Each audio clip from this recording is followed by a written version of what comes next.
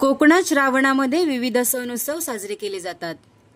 त्यातलाच एक सण गोकुळाष्टमी कोकणामध्ये साजरा होताना पाहायला मिळतोय। सिंधुदुर्ग जिल्ह्यातील कणकवलीमध्ये श्रीकृष्णाच्या मूर्तीचे पूजन करून दूध दही लाह्यांचा नैवेद्य दाखविला जातो। यावेळी लहान मुलं देखील श्रीकृष्णाचा वेश परिधान करून गोकुळाष्टमीच्या कार्यक्रमात सहभागी होतात। तसेच गावात आरती भजन कीर्तन करत गोकुळाष्टमी साजरी केली जाते।